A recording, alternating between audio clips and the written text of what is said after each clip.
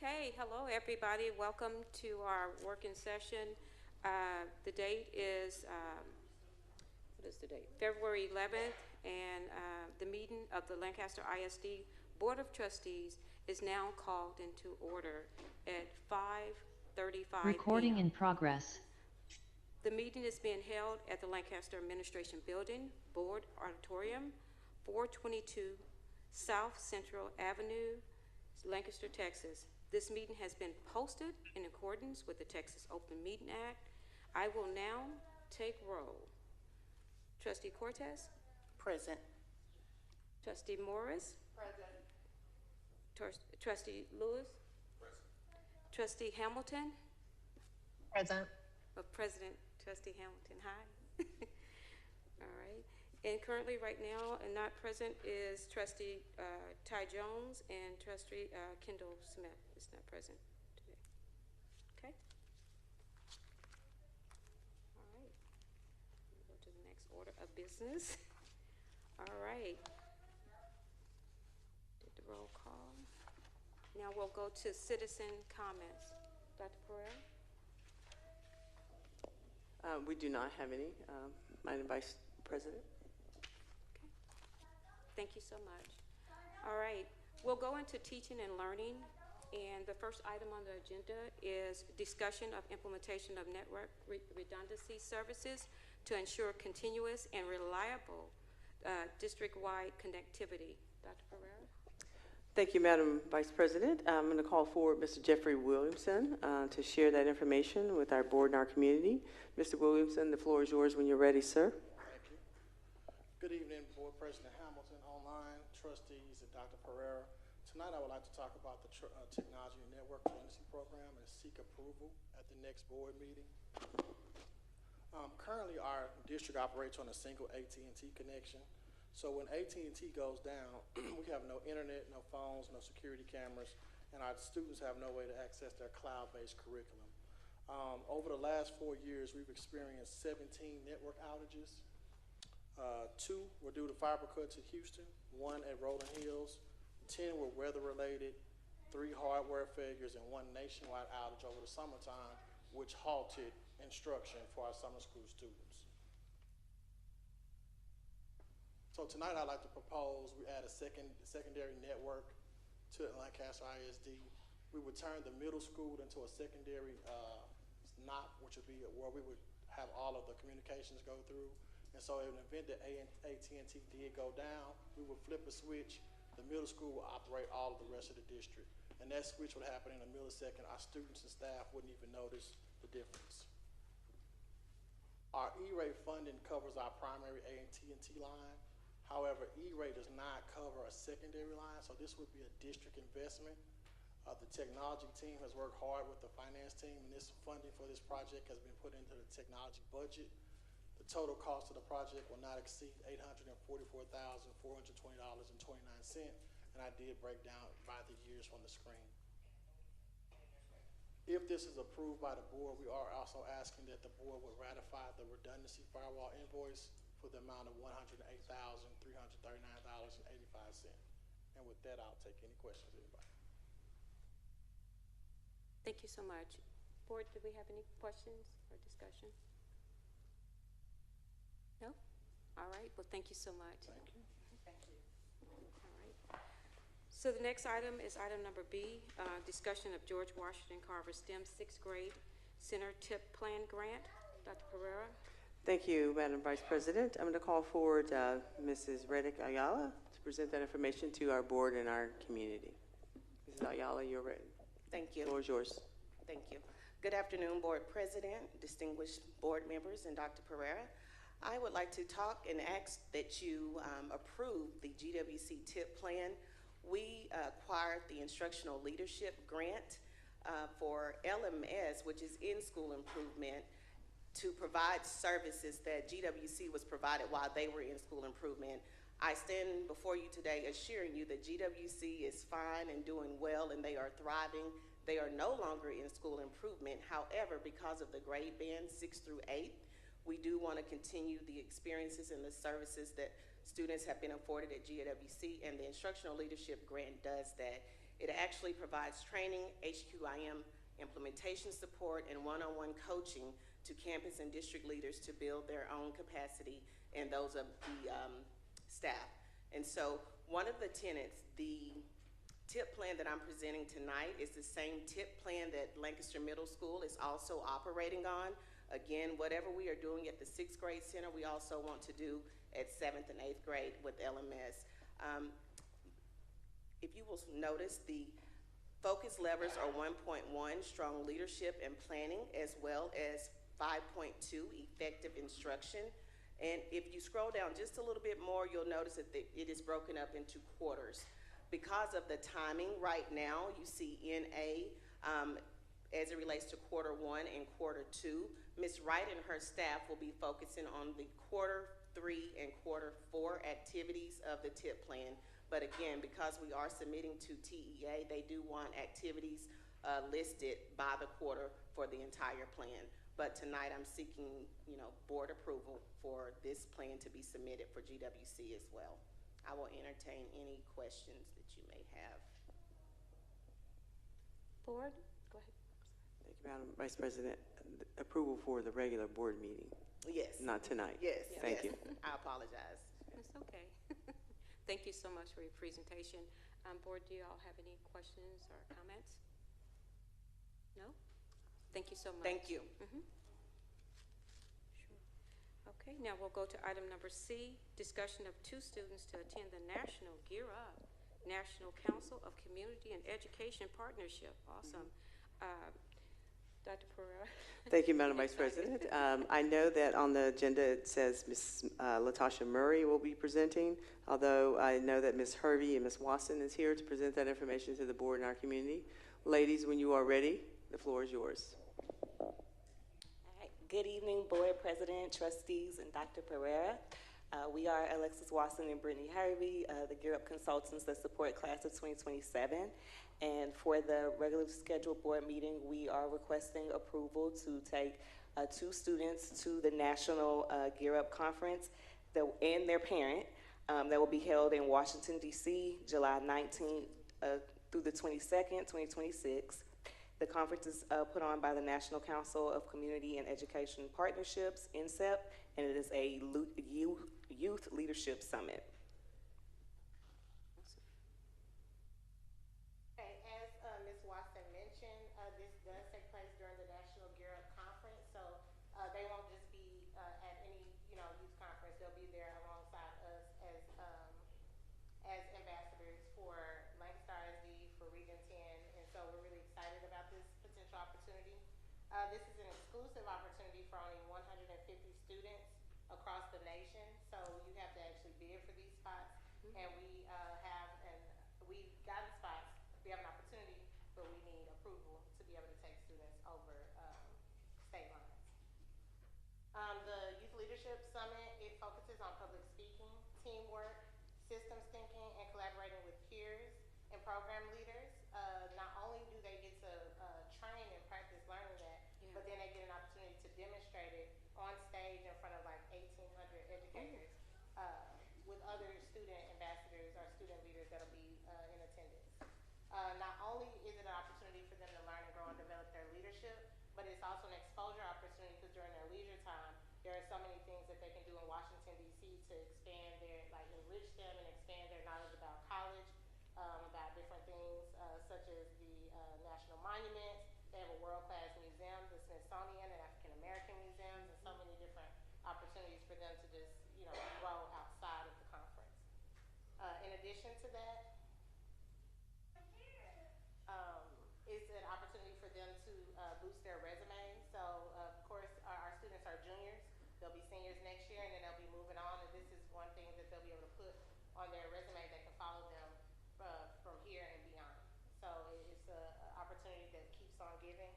And then lastly, it's completely covered by Gear Up.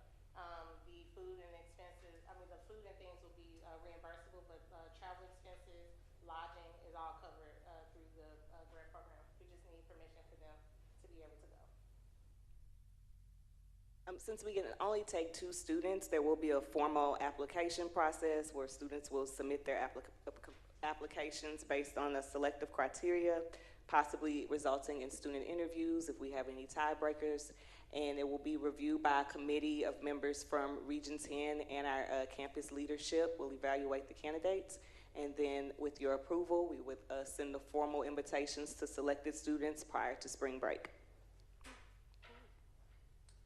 Our ROI and expectations for the students who attend is that they will come back and serve as student ambassadors.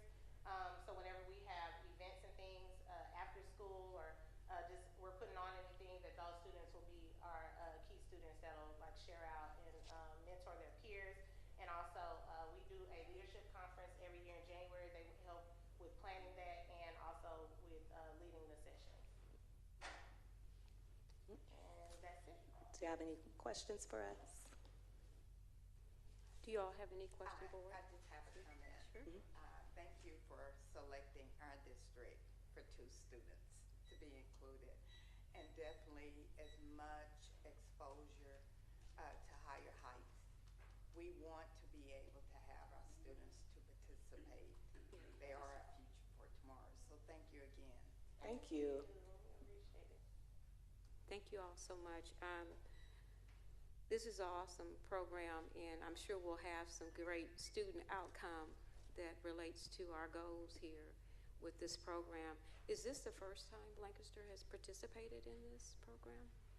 This would be our first time taking students to the conference. Yes, ma'am. That's great milestone. I don't know how long you've been with those kids. We've been with them since they were in the 7th grade. And so they're juniors now, and we will be their senior year. And then the program also provides a bit of post-secondary support through their freshman year of college. So yeah, these are our babies. Those are your babies here. This is awesome. Thank you so much. I have one Sure. question. Go ahead. Thank you so much, ma'am. No problem. Chaperones. So will there be someone from our district to chaperone, or will you 2 be the chaperone? So we will be in attendance, but we're also paying for the student to go and a parent or guardian to go with them. Okay. As their chaperone. Yes. Okay, got it. Thank you, thank But you. we'll still be there. Right. With them, and we usually have a district leader and things, so we'll still be there, but their parent will be their chaperone. Okay, and your program starts at 7th grade? Yes. It does, all right. So you have to be selected for the grant. So we have a grant for the class of 2027, and we have a grant for the class of 2030. Oh, wow, okay, So great. Chanel Truitt, she's the consultant with the current class. They're 8th graders right now, and they're 9th grade next year. All right, And then all right. part of our rate of return would be our students that go to the leadership conference would also be able to come back and mentor and support the cohort that's in 2030. Thank you, thank you, thank you. Thank you, ma'am. Thank you so much. Thank you all for your presentation. Thank you. Welcome, Trustee Jones. Right. We're going to go to item number D, discussion of renaming of the Lancaster Independent School District Annual Track Meet scheduled for Friday, March 13th, 2026. Greg Williams, Meet of Champions. Dr. Pereira. Thank you, Madam Vice President. I'm going to call forward Coach Brown to share that information with our board and our community. And I'll just remind the board again that that Greg Williams Meet of Champions was also scheduled for last year, and I'm sure Mr. Brown will highlight that. We unfortunately had to cancel, so we'll bring it right back around. So. Thank you, Dr. Pereira. Good afternoon, evening to our school board and to Dr. Pereira. I'm here to, as she mentioned, to talk about an update The update is regarding the Meet of Champions, which is one of the premier track meets in the state of Texas. But last year, the Meet of Champions was unfortunately canceled due to severe weather that caused significant damage to our stadium. I'm happy to share that all repairs have been completed, and we're excited to move forward with the meet this year on Friday, March 13th at the Lancaster High School. Not only will Lancaster ISD Athletics host the premier track meet in this area, it is very known all across the state, but we'll honor Coach Greg Williams by naming the event the Greg Williams Meet of Champions, recognizing his lasting contributions to high school track and field in Lancaster ISD and across Texas, and aligning the meet with a name that is widely respected throughout the high school track and field community. Coach Williams dedicated more than 33 years to Lancaster ISD as both the head boys track and field coach, as well as he was a history teacher. And during this time, he led the Lancaster High School boys track program. This is very outstanding. 7 state championships, along with multiple regional championships, district, state runner-up titles, and helping establish Lancaster ISD as a recognized leader in track and field across the state. Beyond athletics, Coach Williams was respected. He was as an educator and mentor, named the District Secondary Teacher of the Year, and consistently stepped up to support students, colleagues, and academic programs when needed. While he now serves as the athletic director in Crowley, his legacy was built here in Lancaster ISD.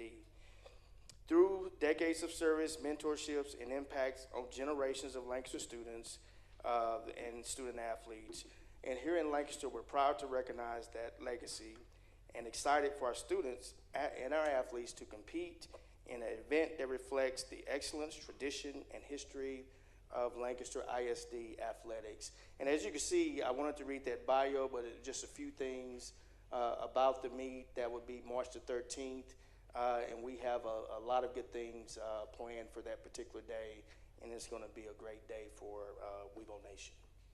I'm taking questions. Any questions, board? Madam Vice President, thank you. Madam Board. Coach Brown.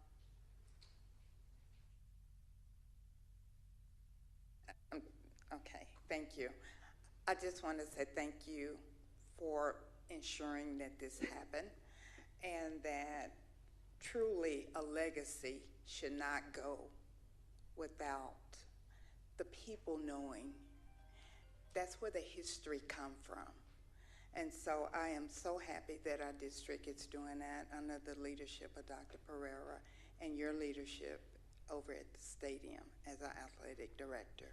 And thank you again for this. Thank you. Thank you. Any other questions or comments? Thank you so much, Mr. Brown. All right, we'll go to item number E, discussion of the mid-year district improvement plan update. Dr. Pereira. Thank you, Madam Vice President. I have Dr. Barker already at the podium and ready to roll. So again, just reminding the community and our board that quarterly we do update you as far as the progress of our academics and some little operational things as well. Dr. Barker and I think Ms. Bell is here to present that information to our board and our community. Ladies, the floor is yours. Good evening, Madam Vice Chair, distinguished board members at the dais as well as those online. And Superintendent Dr. Pereira, I'm sorry. As Dr. Pereira mentioned, a couple times a year I do come to you and kind of give you updates on our progress towards the board goals. As you see around the room, we have posted again the DIP, and we're open for at any time you all, members of the public, giving us feedback that you kind of get a chance to see where we are in our progression towards accomplishing or at least being aligned with the goals. You see our progress of where we're trying to get through the end of the year. So I'm going to start out, again, just kind of giving a high-level overview that every year we do this. We work on this with our district advisory committee. This particular time, the meeting was virtual. try to do at least one virtual meeting per year. Sometimes people can't make it in person, so we want to make sure that we're able to collect feedback and make these meetings as accessible to our public as possible. The purpose of the plan is to identify the needs and performance objectives, strategies. We want to accomplish the goals of the board, and that every campus does this. But this particular update is about the DIP. Campuses, I do want to note that campuses meet and update their CIP at the intervals that you see on the documents that are all around. So as you peruse, just know that you can go to our website and see the same type of information provided for each campus. So I kind of gave you that overview there. So I'll start, as I always do, give glows and some grows. And I'll give a little bit more information tonight on the academic pieces. I know we've had some questions, some inquiries, just wanting to know more information about where we are along the course of our school year. So board goal 1 is about providing world-class teaching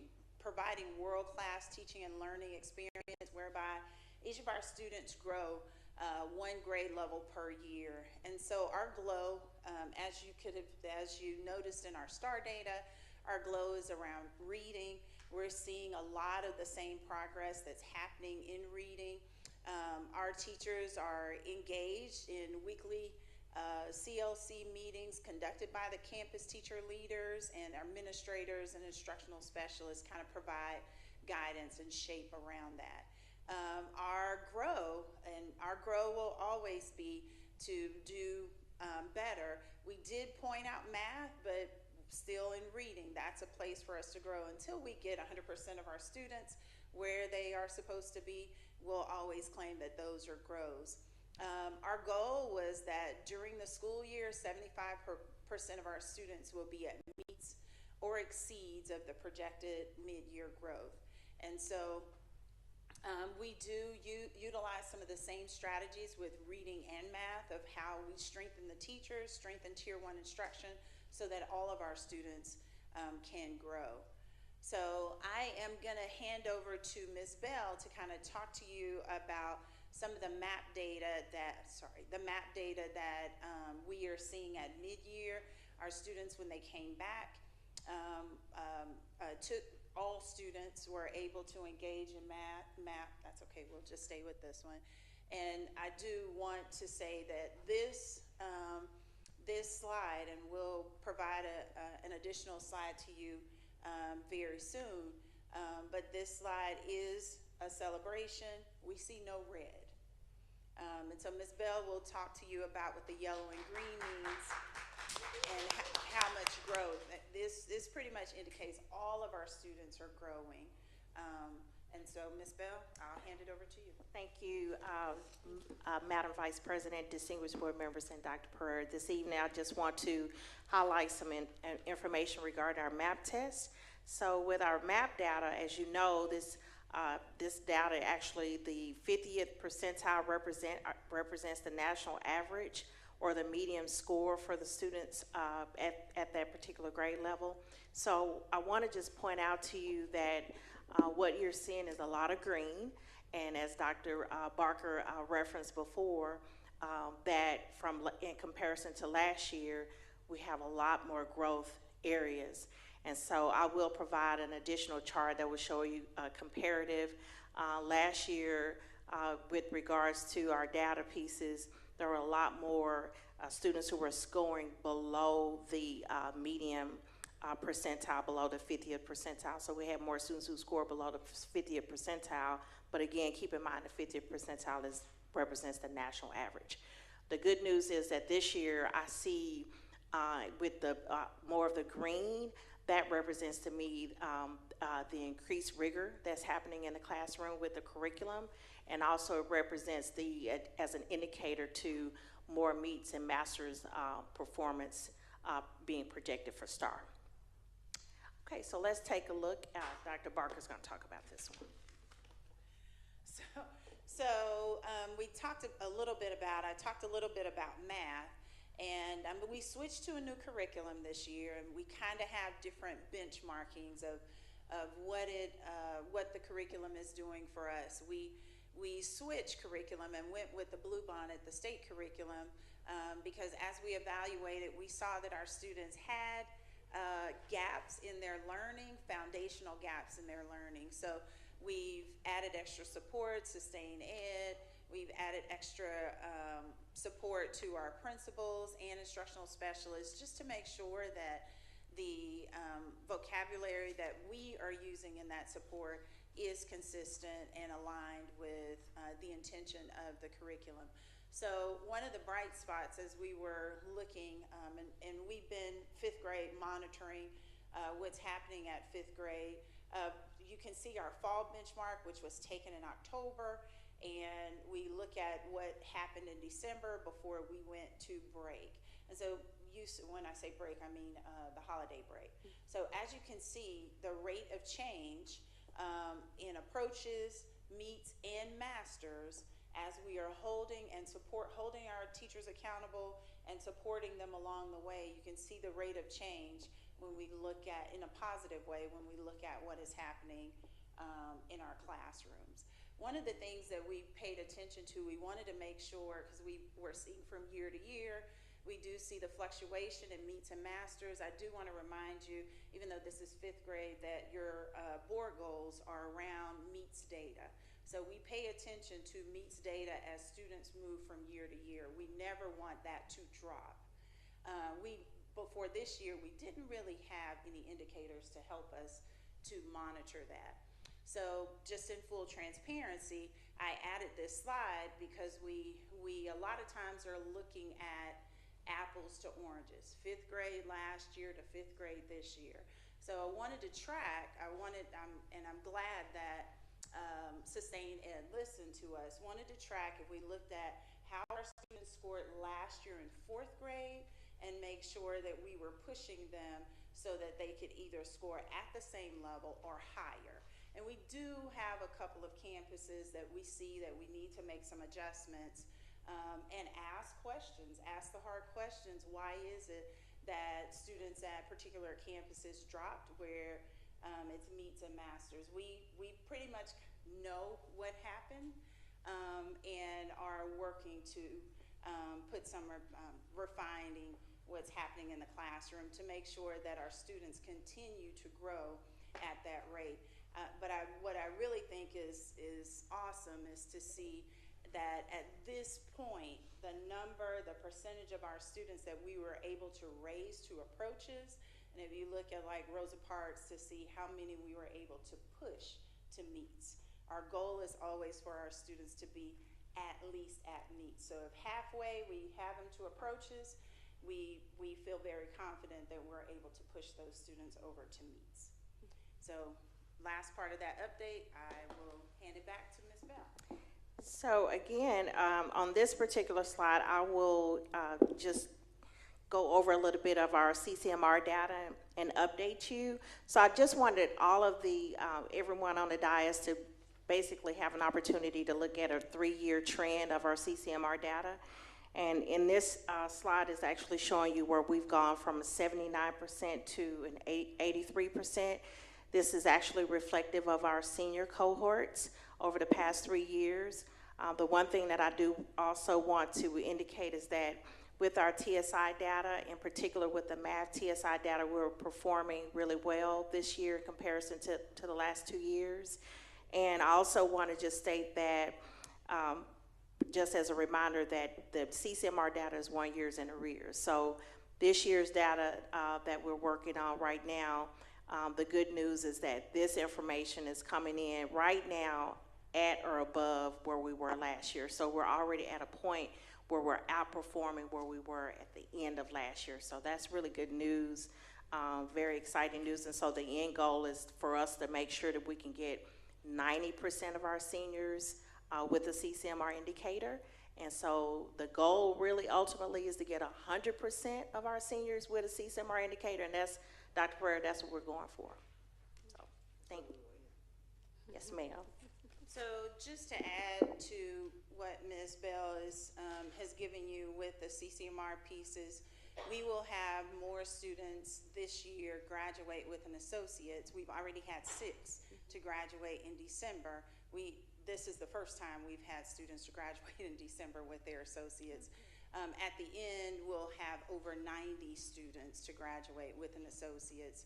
Again, first time. We've increased our number of students who are, we've increased our number of seats at the early college, and then offered multiple pathways that even if you don't go to early college, and I mentioned this before, that you can still graduate from Lancaster ISD with an associate's degree. Also, industry-based certifications, same thing. We have more students, and with our P-TECH, we are in the P-TECH model. Our students graduate with college credit, most times with an associate and a credential.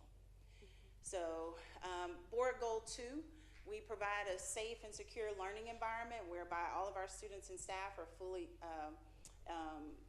physically and emotionally safe. Our GLOW, because this is a proud piece of information for us, and it's not the same in every district. Our police department has a goal to increase their efforts to ensure, and they have 98% rate met, and I don't know if Chief is in here, but really his goal is 100% to make sure that all of our exterior doors are safe, and that if you look at our evidence, the percentage is 99.7. I'm really interested, Chief, to kind of talk to you about that 0.3, because all I know of is 100%. So our GROW is to reduce our number of incidents of in-school and out-of-school suspension by 10%. I will tell you that, again, that'll always be an area of growth until we know and have put systems in place that 100% of our students are in their classrooms. That again, it'll always be an area of growth. But I will tell you that Dr. Jackson and his team have been able to put different measures in place. We talked about strengthening Tier 1 instruction with the teachers. The MTSS team have conducted 7 professional learning sessions with teachers in order to strengthen their skills in the classroom and be able to keep students in the classroom. Now, if there are things that are super egregious, we have systems in place and procedures in place in order to find a proper placement for our students. We don't tolerate the misbehavior, so I don't want to give the impression that we allow students to disrupt the learning of the other students in the class. But we do want to make sure that both our students and our staff are supported correctly. Board goal 3, we will maintain fiscal integrity while being exceptional stewards of taxpayer dollars. We streamline support systems for new teachers to improve their engagement with their mentor programs. Anytime that we can engage our new teachers, keep them engaged, and we can retain them, that is a cost savings altogether. Even though we can't throw out a dollar amount, as sometimes you do in the corporate world, we can say that anytime we lose teachers and we have to go out and recruit new ones, there is a cost to that. We have to invest in training and things like that. And so we partnered with an AI company that's helping us to be able to support our teachers as much as needed. And we have a GROW around our financial team. They are part of their growth, and they will have a product that will help the district to grow. To increase the efficiency and monitoring the return on investment, they are streamlining their procedures, putting together a handbook, trying to make sure all of us follow those procedures in the same way. So even though that's a GROW, I did want to mention that there are efforts in place to make sure that now, but for sure by the end of the year, that we're literally all on the same page. And lastly, board goal 4, establishing confidence and integrity within our community through partnership. So a GLOW is that we're always striving to increase stakeholder confidence and improve our parent involvement in the ARD process. And so We have, in the art meetings, we've added, we had art meeting audits, and we've added art facilitators to kind of help with that process, make sure that communication gets out to parents and that they feel supported and their student feels supported within that process. Our grow is to, and this again, every grow that I've mentioned has been something that will likely always be a grow of ours. We want to always increase the number of community partnerships that we have. We have by 5%. And we have increased our partnerships this year, but we want to continue to be able to do that and to monitor it. And so with that, I think the only thing that I didn't mention, want to make sure that when we have these updates that you are able to hop on to the Zoom or you're able to attend in person. So we'll make sure that you get that information. Be sure to look for it in your heads up. The dates will be there. Your input is critical, which was a big reason why Dr. Pereira said, hey, I need for y'all to print the posters out and put them up. This process, as I've mentioned before, is an iterative process. We're always looking to improve, and the feedback that you can give us is critical to doing that. So with that, I'll take any questions. Sure. Thank you. Any questions, board, or comments? Madam Vice President, thank Go you. ahead. Dr. Barker, thank you so much for that. Dr. Pereira, thank you all for putting this together. It's because you do the work. We have to physically see it. And not only can we see it, we can put it together. We can identify when we have to do things or say things about the growth of our district and what you all doing, because we appreciate that very much, very, very much. And so thank you again for putting that up and outlining that. And we will get a copy of the presentation you did. Mm-hmm. Okay, great. Thank you so much, ma'am. Thank you so much. Go ahead. I'm sorry. I see Trustee Ty Jones, but I think. Go ahead. Oh, you sure? Okay, Trustee Ty Jones. All right, yes. Thank you, Madam Vice President. Thank you for the presentation as well. Look forward to reviewing it a little closer. Do have a couple of questions pertaining to the goal 1. I know you listed grade 5. Will we get information on the other grade levels as well? Yes, as is made available to us by our partner, yes, we can share that and probably put it in the heads up. That way you can get it as soon as we get it. Okay. The other question on, I think it's the map data. Yeah, this is the map data slide. With the yellow and green and orange, which one of these indicate at least a year's growth or close to a year's growth? So with the yellow, that is basically just showing that the students are at the average. But when you consider a student going above the average, then you're looking at the green or the blue. Okay. So when you think about it from a horizontal standpoint, so if a student is in 4th grade and they're at the yellow, and then if they're in 5th grade and they're still at yellow, they're still meeting the mark, like they're still meeting the 1 year's growth, if you want to say it that way. And then basically the green is representing more of your MEET students, and the blue is representing more of the master students. That's the way I looking at it as well. Let me add. Okay. At this point, it means that they're on track to hit the MEETs and the masters. So it's not that, so I don't want anybody to get the indication that right now, if we look at this information, that these students are MEETs and master students. It means that they're on track to get there. Okay. And with that being said, when we're looking at that information, I know that sometimes MEETs does indicate 1 year's growth, and of course masters would be at that point as well. I know this is more so forecasting, giving us predictions. When can we have something more definitive of what each color band stands for, or is that even possible? So we do have, with MAP, we do have like a correlation table and a projection report. If that's something that you're interested in, I can talk with Dr. Pereira, but there are some other types of reports that we could look at potentially. Okay. Thank you. Yeah, I'm just trying to look at a different way of quantifying goal 1 for us to really measure our students making 1 year's growth. Okay, thank you. Okay, and my other question is still with the goal one. No, I think we answered that one. Secretary Morris asked that question.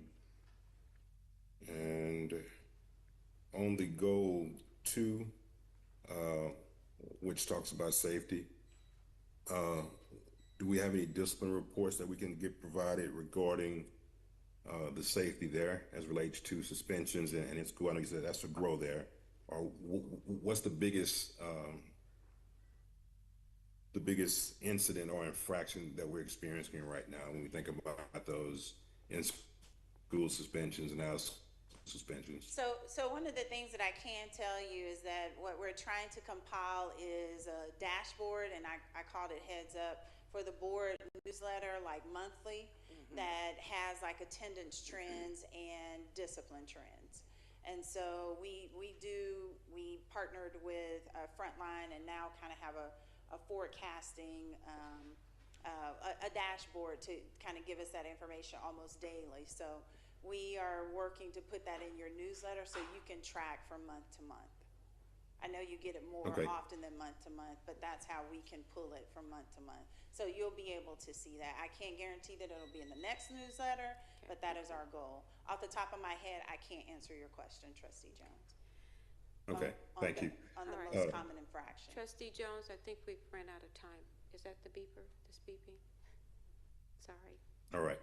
Thank you. Thank you. No problem. But you can send any additional questions, in the portal. Yes, Okay. ma'am. No problem. Thank you, Madam Vice President. I just wanted to share with the community,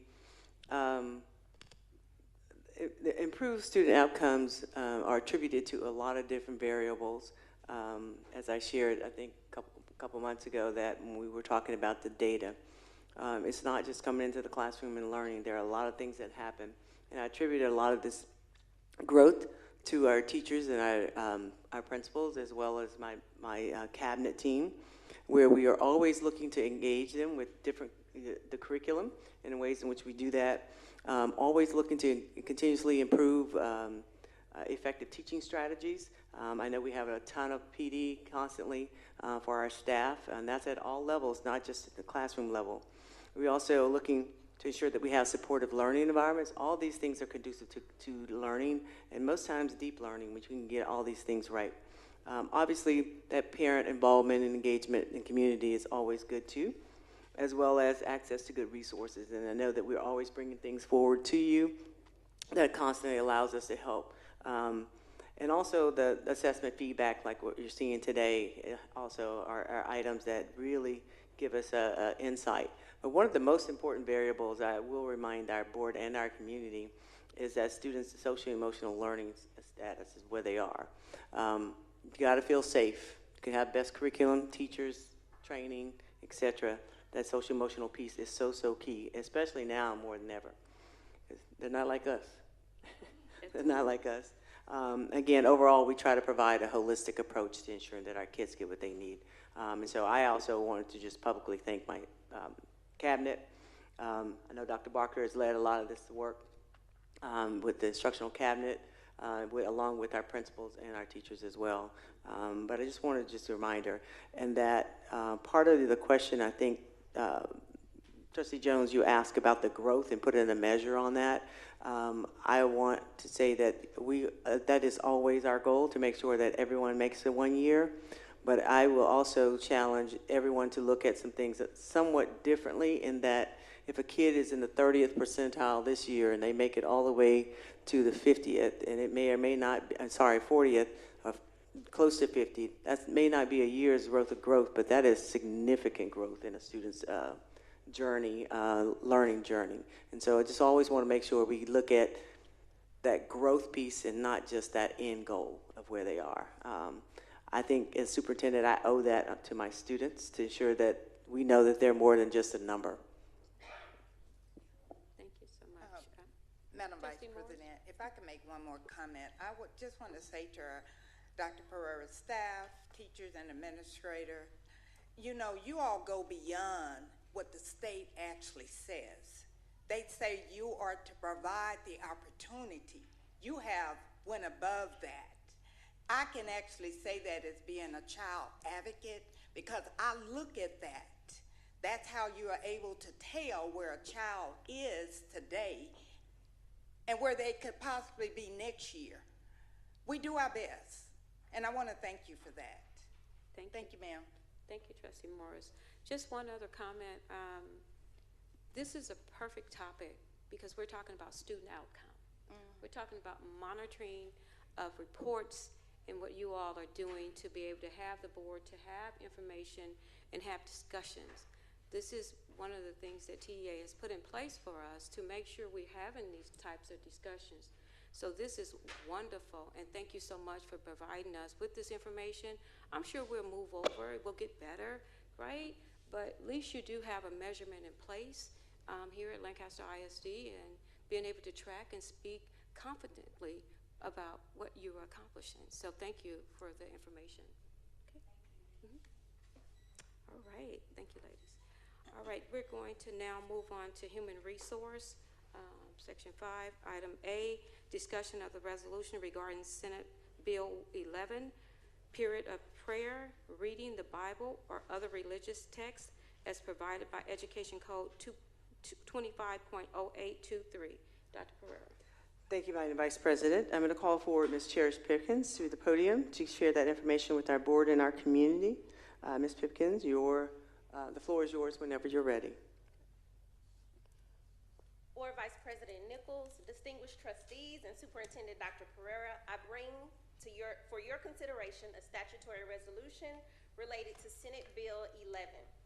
This item addresses Senate Bill 11 from the 89th Texas Legislative Session. Senate Bill 11 adds Section 25.0823 to the Texas Education Code, which allows, though does not require, school boards to designate time each school day for prayer and for reading the Bible or other religious texts.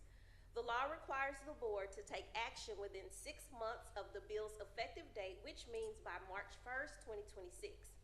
By that date, the board must take a recorded vote either to adopt the resolution establishing a daily prayer and religious reading period or to formally decline to establish one. If the board chooses to move forward, the statute requires adoption of the resolution exactly as written in the law. This presentation is intended to outline the requirements and timeline so the board can make an informed decision. We look forward to your vote at the next board meeting. Thank you. Thank you. Board, any questions or comments? No? Trustee Morris? Thank you. Ma'am? Yes. Okay. So what I'm hearing is that this item, we only have 1 month, or less than a month. This month we have to put it on our agenda. Because the first is the third. How long we been doing this? Well, we received this information prior to this meeting, so January we received In this, January. and we needed to present it to you. All right, okay. So it will be on our agenda to vote on in our next meeting Your next before board March meeting. 1st. Yes, ma'am. Thank you so much. You're welcome. Any other questions, board? No? Thank you so much. Thank you. All right. We're going to go to item number 6, which is on maintenance and operations. Item number A, children nutrition update. Dr. Pereira. Thank you, Madam Vice President. I'm going to call forward Dr. James Kimbrough to present that information to our board and our community. Dr. Kimbrough, the floor is yours, sir, whenever you are ready.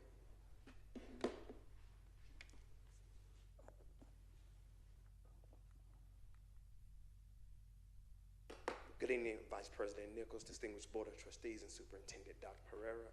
I'm bringing you our child nutrition update, and we go back and look at the month of January. The month was cut a little short because of the snowstorm. We only had 14 serving days, and we served approximately 60,816 meals. And the participation rates, you can look over those for each campus.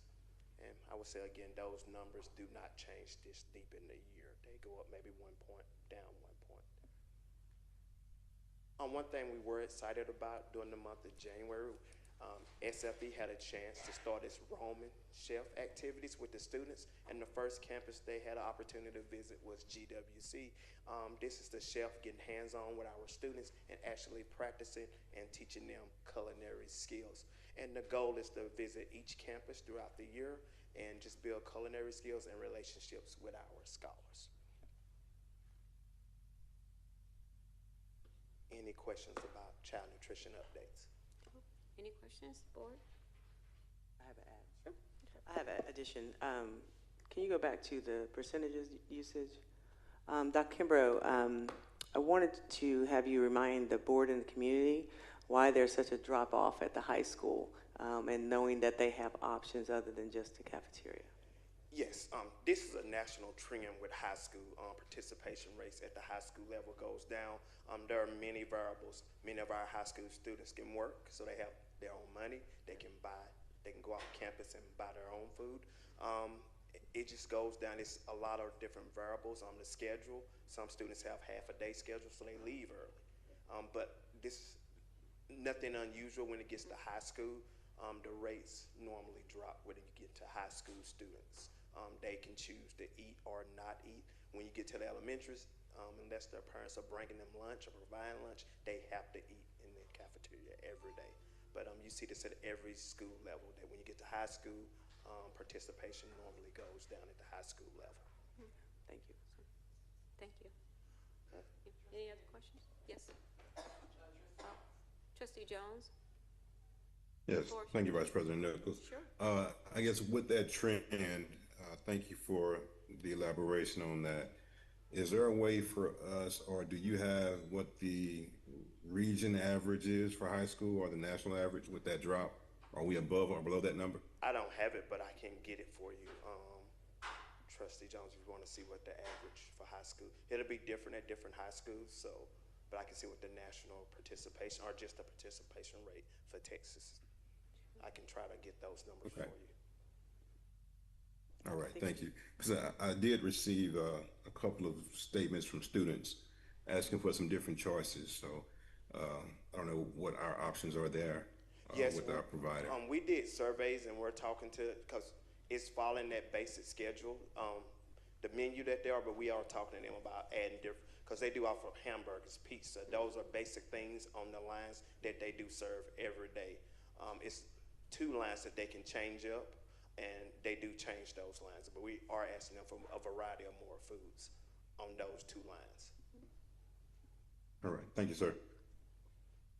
Do we have any more questions? Nope. Well, thank you. You just sit right there, though, because you got the next item coming up for you. All right, item number B, discussion of Senate Bill 546, school bus seatbelt cost report. Dr. Pereira. Thank you, Madam Vice President. Again, Dr. Kimbrough and I think Ms. Shaw Mosley will join him to discuss this information. Both your names are listed. Good evening, Vice President Nichols, distinguished Board of Trustees and Superintendent Dr. Pereira. I want to go over with you with Senate Bill 546. Senate Bill 546 is just strengthening the Texas Transportation Code to expand requirements for the seat belts on all school buses.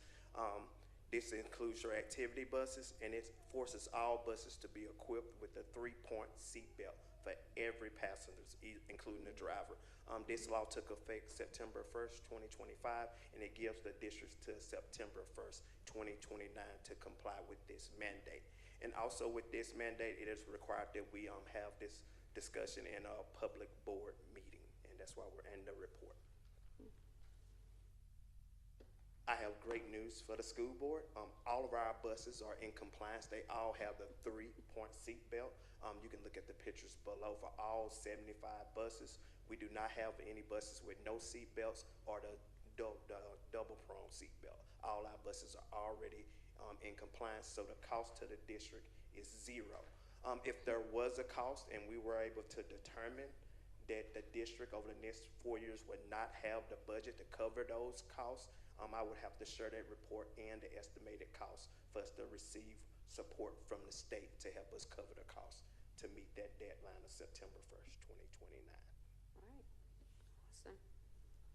Any questions? No? Does anybody have any questions? Thank you so much for can that deadline happen? Well, we're already, All right. Thank you all.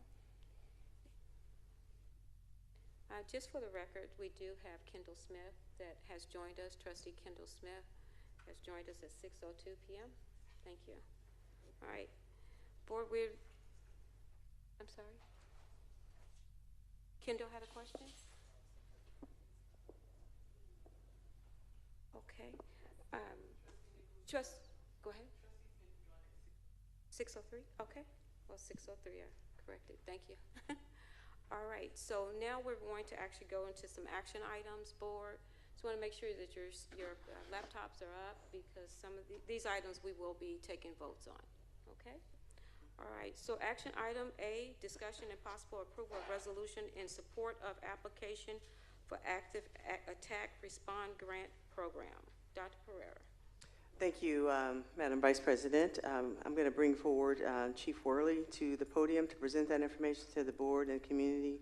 And I know that we don't normally have you voting on some things during the work sessions, but what I'll say is that unfortunately we received the information for this on during your last board meeting, and it's due before the next regular board meeting. So, which is why we're asking today. Chief Worley, the floor is yours, sir. Whenever you're ready. Thank you, ma'am. Good evening, Vice President Nichols, Board of Trustees, Dr. Pereira. Again, I'm here tonight to discuss with you the resolution in support of an application for the Active Attack Response Grant Program. We'll say they definitely make it a mouthful trying to get all that out without stuttering a little bit. So House Bill 33 requires that all Texas public school campuses to have at least one functional breaching tool and one ballistic shield. About 3 years ago, we actually were awarded a grant for ballistic shields through the Office of the Governor, and we received 8 of those shields at that time. And so now we're having to basically fill in that gap with 11 campuses. We've got 8 shields, so we're going to need an additional 3 shields plus breaching tools as well to go along with it.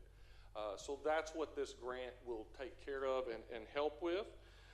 It's basically, the Office of Governor has this grant program, and it's specifically for the purchase of these items, which again come out because of House Bill 33. One of the things the Office of Governor requires is a resolution in support from the governing board for you guys to basically say, yes, we want you to go ahead and apply for this grant. Prior to in prior grants, we've been able to do that. The rule has kind of been you file for the grant and then you can get the board's approval at the following board meeting, and that has always worked for the Office of Governor. As Dr. Pereira stated, the day of the board meeting last month is when we found out, oh, they changed the rules and you've got to have it now prior to rather than after. And so that's why we're here today asking for the action item. The grant is due tomorrow by 5 o'clock. So Dr. Knight was like, can we get this on here? I said, let's see what we can do. So that's why we're here asking tonight. So I apologize we're not at a regular board meeting for this. But basically the resolution will allow the district to go ahead and submit the application for the Active Attack Response Grant and from the Officer of the Governor. And I'll be happy to answer any questions you guys have. Okay, thank you so much. Board, do we have any questions or any discussion? Any questions from the board? Just a comment. Chief, thank you so much for making sure you got it in tonight. Yes, ma'am. I thank you guys for listening. Sure. Okay. Board, this is an action item, and so we'll need to take a motion or something. Make a motion. Madam President, I'd like to make a motion. Yep. I'd like to make a motion that we approve approve the resolution in support of the application for the Active Attack Response Grant Program for our Safety and Security Department. Thank you. We have a motion from Trustee Cortez. I'll second. Who said? Oh, a second from Trustee Jones. Trustee Jones. We have a second for Trustee Jones, and I think now we're ready for the vote. Ms. Allen? Okay.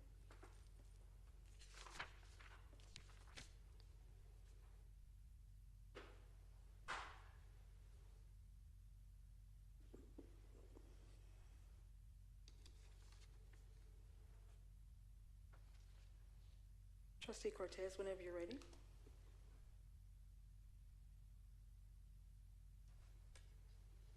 Madam President, are you able to vote? Madam President, If you all don't mind, can I do a voice vote? My vote is yes. Thank you, Madam President. Madam Vice President, in regards to the motion to approve resolution in support of application for the Active Attack Response Grant Program for Safety and Security, motion made by Trustee Cortez, seconded by Trustee Jones. Motion carried unanimously. Thank you. All right. Now we'll move on to item number B, discussion and possible approval of resolution regarding the wage payments to non-exempt employees during emergency school closing. Dr. Pereira. Thank you, Madam Vice President. I'm going to call forward Ms. Pickens to bring that information to our board and our community. Of course, this Texas weather changes rapidly, but what we do want to do is penalize our employees because of weather-related items. And so Ms. Pipkins is here to share some information with our board and our community, the resolution, and also we'll be asking for a vote so we make sure we get payroll properly done. Vice President Nichols, esteemed trustees, Superintendent Dr. Pereira, I bring for your consideration a resolution of wage payments for the Lancaster ISD emergency school closing on January 26th, 27th, and 28th. On January 26th, 27th, and 28th of 2026, we had snow and ice storms over the city of Lancaster, which prompted our district to close for safety. Board policy states that during any emergency closing, all full-time and part-time employees are entitled to regular pay unless otherwise directed by the board. Following closure, the board shall adopt a resolution to establish parameters for wages. In the resolution, we ask that the board continue wage payments for all non-exempt employees who did not report to work during the emergency closing. All exempt employees will continue to receive their regular wages. We are asking for your vote tonight to ensure timely processing of payroll. Thank you. Thank you so much. Board, any questions or comments in reference to this item? No? Okay, then this is an action item and I'll take a motion. Madam Vice President. Trustee Morris, I'm sorry, writing names down. Thank you.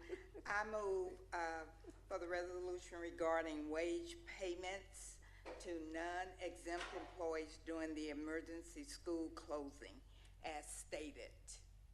Thank you. We have a first from Trustee Morris and a second for Trustee Klug.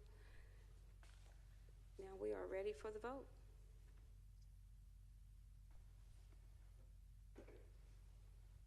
Vice President Nichols, my vote is yes. Thank you.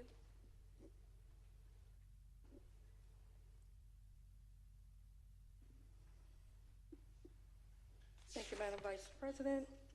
On behalf of the Lancaster ISD Board of Trustees to approve resolution regarding wage payments to non-exempt employees during emergency school closing as stated, motion made by Secretary Morris, seconded by Trustee Cluis.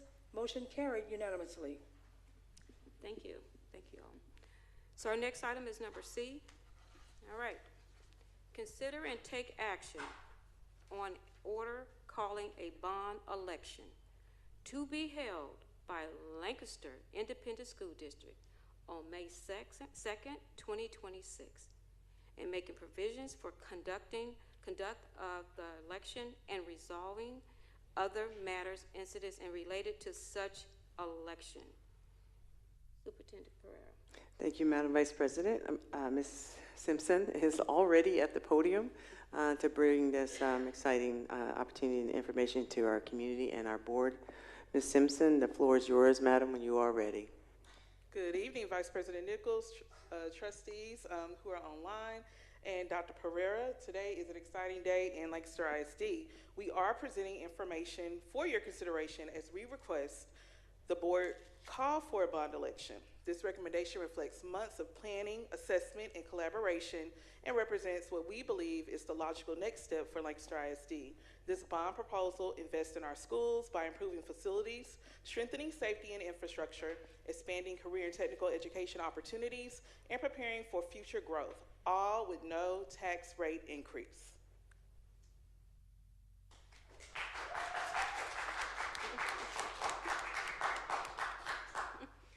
This recommendation is the result of a deliberate and thoughtful process. Over the past 4 years, the district has engaged in facility assessments, enrollment and growth planning, and the work of our capital outlay committee. This has been a thorough process that allowed us to clearly distinguish the needs of our district from the wants and our needs. I want to commend the members of the Capital Outlay Committee for the time they dedicated to touring our facilities, asking thoughtful questions, offering suggestions, and providing recommendations for the board's consideration. Throughout these meetings, we discussed what it would take to reach this point, and today we are here. Throughout the process, we evaluated campus conditions, identified deferred maintenance needs, and examined how our facilities align with both current and future instructional programs. This work has given us confidence that this proposal is responsible, data-informed, and aligned with district priorities. Across the district, many of our facilities are aging, and deferred maintenance has continued to grow. At the same time, safety expectations, instructional needs, and workforce preparation opportunities have evolved. Addressing these needs now allows us to be proactive rather than reactive, helps avoid higher costs in the future, and ensures our facilities continue to effectively support students, staff, and educational programs. The proposed bond package is organized into 4 propositions, each addressing a specific area of need. Proposition A focuses on district-wide facilities and infrastructure. Proposition B addresses instructional technology. Proposition C renovates the indoor facility. And Proposition D focuses on updating athletic stadium facilities for student athletes. Together, these propositions represent a comprehensive investment in Lancaster ISD, completed with no tax rate increase. Proposition A provides facility upgrades at every Lancaster ISD campus. Improvements will focus on critical infrastructure needs such as roof replacements, HVAC and climate control upgrades, restroom and plumbing renovations, secure campus entries, fencing, traffic flow improvements, removal of aging portable buildings, and updated signage. These investments ensure safe, functional, and age-appropriate learning environments across the district. At Lancaster High School, improvements address aging facilities and expanding the fine arts program area for space needs. This proposal also includes transitioning 6th grade students to Lancaster Middle School to better utilize the facility to its full capacity, and transitioning 9th grade students back to the high school to support student needs. It also will allow for the BAMO campus to be repurposed for a support building for enrollment, office space, professional learning, and our district's wraparound service initiatives. Lancaster Middle School will receive HVAC upgrades, auditorium roof repairs, track and turf renovations, athletic facility improvements, and additional fencing to enhance student safety. These improvements ensure the campus is prepared to serve students effectively as utilization increases. The bond includes construction of a new career and technical education center on the Lancaster High School site. The facility expands hands-on learning opportunities, align programs with workforce needs, and supports college and career readiness. Proposition B focuses on replacing aging instructional devices for both students and staff. This investment ensures continued access to reliable modern learning technology across the district and supports instructional continuity in classrooms at all campuses. Proposition C updates our 20-year-old indoor practice facility to better support year-round training for student athletes. The primary focus of this proposition is the installation of a permanent HVAC system to improve safety and climate control. Additional improvements include expanding and upgrading the locker rooms, weight rooms, and training areas, replacement of the interior turf, facility upgrades designed to extend the overall life of the structure. Proposition D addresses athletic facility needs for student athletes at Beverly D. Humphrey Tiger Stadium. Improvements include renovations to restrooms, including accessibility upgrades, replacement of the track and field and turf to ensure safe, regulation-ready conditions, repairs addressing age-related wear and tear, and enhanced safety, security, and signage. This proposition will also allow the district to renovate Old Tiger Stadium with facility repairs aligned to the current needs of the district and the budget to support student-athlete youth and sub-varsity sports. Under the leadership of Dr. Pereira, we have worked to bring you a bond package that reflects careful planning, fiscal responsibility, and a commitment to maintaining safe, functional facilities while expanding opportunities for students. We believe this is the appropriate next step for Lancaster ISD, and tonight I am respectfully requesting that the Lancaster ISD Board of Trustees call for the bond election to be held on May 2nd, 2026. I will now take any questions if you have them. Thank you so much, Ms. Simpson, for your presentation. Board, I know we've had a lot of meetings in reference to this particular item, and thank you so much for participating in those. So we're going to open up the floor if you have any comments or questions, because I think we've had plenty of meetings, so feel free to ask your questions if you have them. But this is an action item for tonight. So we don't have any questions? Go ahead. Trustee Jones? Yeah, Madam Vice President, thank you, Chief Simpson, for the presentation. I know I missed the special meeting on yesterday, and just curious to know at what point will we identify the overall package dollar amount? Is it after the board possibly approves? Trustee Jones, we have already identified the amount. We are asking for the full bond capacity at $376 million. All right. $376 million. Yep. Madam Vice President. Thank you. Vice President. I'm sorry? May I make just comment? May I make a comment? Yeah, sure. Yeah, you can make a comment. Go ahead and make your comment. Thank you. Yes, Trustee Jones, it is for the full 376 that we shared last evening with the board during the special call meeting. And again, we do believe we can achieve all of the things on that list with those dollars. And most importantly, doing those things because of the good stewardship of taxpayer dollars that we have conducted over the last few years, paying back and being able to have, if you will, for lack of a better description, equity that we could utilize in order to improve our schools.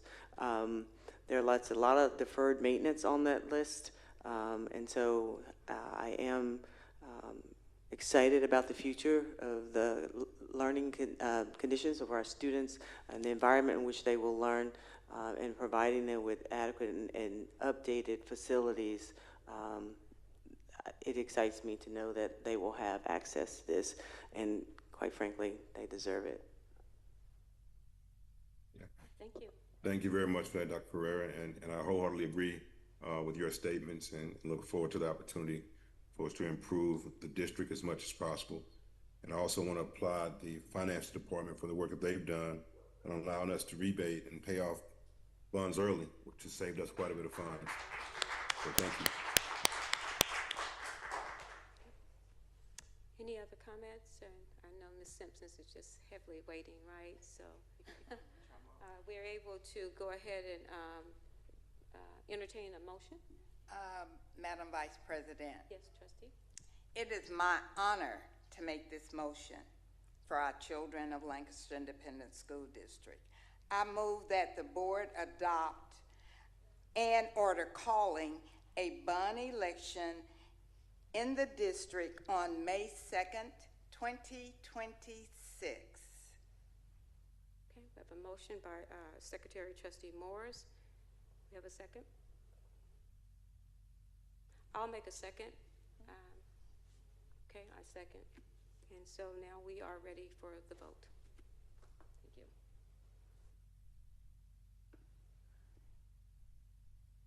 Vice President Nichols, my vote is yes. Thank you.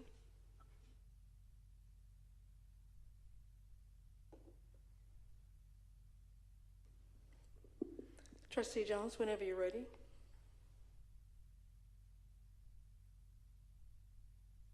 One second, I received an error on the site, but my vote is yes also, if you take the voice. Thank you, Trustee Jones. Madam Vice President, on behalf of the Lancaster ISD Board of Trustees, motion was made by Trustee Morris to adopt an order calling a bond election in the district to be held on May 2nd, 2026, seconded by Vice President Nichols. Motion carried unanimously.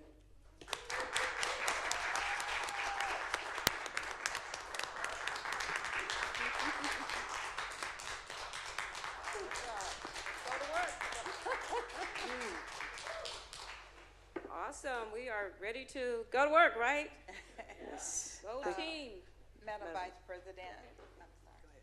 Go ahead. I would just like to say to the communication department and everyone that worked hard with the department to have this stuff orderly, presented to us, well presented, understandable, easy to read. And so again, thank you all very much. And we're moving forward, and it's all about our kids. Superintendent. I just want to thank the board for the support and entrusting us to lead this effort on behalf of our students. It kind of makes me emotional because as superintendent, I want to be able to provide our kids with adequate environments, and I think this will take us to that next step. So, thank you.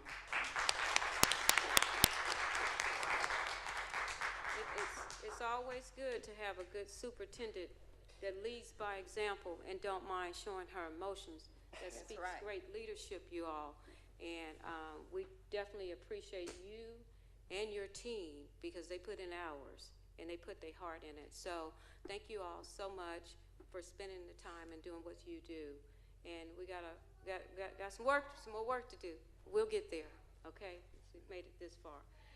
So I'm going to, next item is to go to closed session, and the time is, what time is it? 6:50, okay? And I get to do this, right? All right, thank y'all. You have to read the closing. Oh, I got to read the closing statement, that's right. All right, let me read this, y'all. Just be patient with me too, okay? All right, so we're gonna be discussion in closed session as authorized by the Texas Open Meet Act, Texas Government Code 551, Texas Government Code 551.071, and 551.074, 551.074, and then 551.076. Discussion of personnel update and employment and termination administrative personnel. Consult with the district attorney on any subjects or matters authorized by law, including any matters listed on this meeting notice agenda pending or compliant to the litigations and proposed settlement. Texas Code, Governance Code 551.071. C, discussion of concerns concerning the roles and responsibilities and the ethic provisions governing public officers' conduct, Section 551.074, Texas Government Code. Consider report from counsel for all pending legal matters. E, review of all LSG quarterly tracker and next steps. Thank you all for guiding me, team. I appreciate y'all. Now it's 6:51. We're going to session, okay?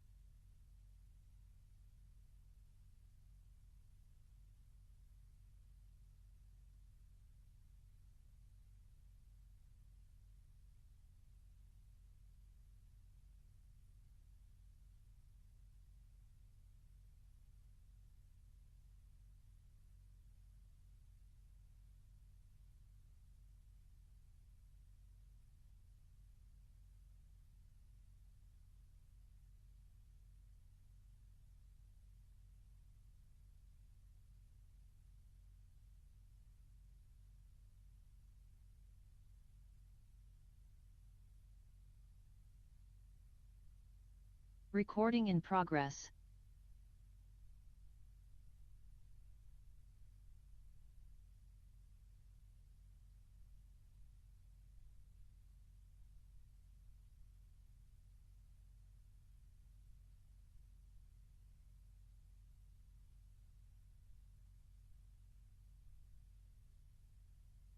Postpone that into our board meeting that will be taking place. And so we're going to go ahead and move to, I guess, item number B as well. So that's all combined together. So we're going to go ahead and go to reminders of the TASB 41st Annual Conference in Irving, Texas for February 18th to the 22nd. And then the TASB Government Camp in Galveston on March 4th and 7th. And then the TCBSB M2026 Education Summit, April 15th through the 18th. And the tour of the Opportunity Center in Forney ISD on April 23rd. Those are all the reminders. And board, I'm going to ask for adjournment at 7:55. Okay, we all agree to adjourn? Adjourn. Okay, adjourn. Thank you.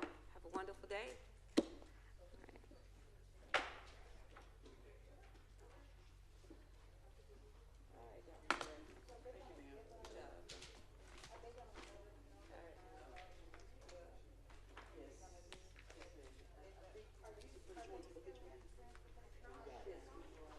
Oh, just send it to me, scan it. Can you scan it to me? Oh, you want me to here? No, I don't know how. Rec- Have Fran make a copy. Okay. And then I can put that in, because I'm gonna give her this back anyway. Oh, Dr. Pereira, Secretary Morris, we need to sign some documentation.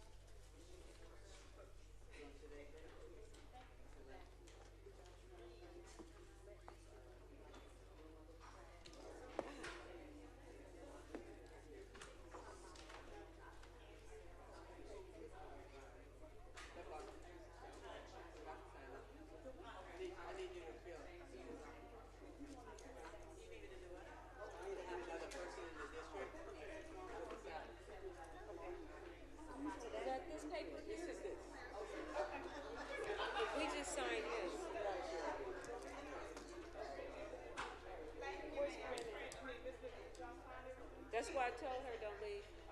Morris is not leaving, right? Secretary Morris?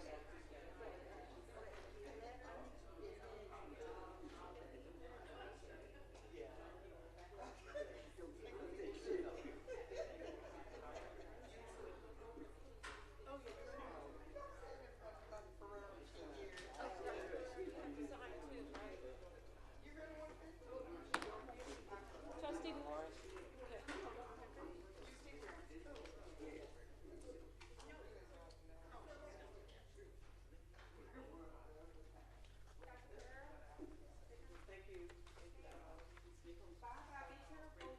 Thank you. This is, Carolyn needs to sign that. Where's she at? Tell her, come on. I signed that one. She just needs to sign here. Don't let her go. I just need to sign where?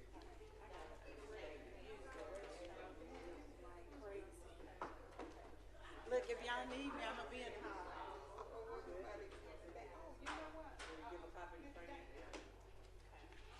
Trustee Morris?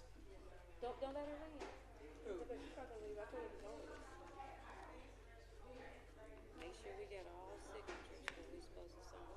I think this thing only has one signature. So that's that one. Did you sign that one or did it? I signed it. I didn't like that. Oh, okay. And then superintendent needs to sign this one.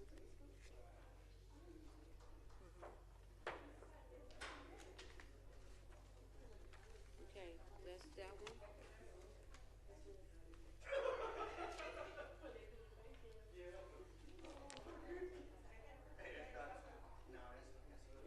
It said, I wonder if she's supposed to sign here.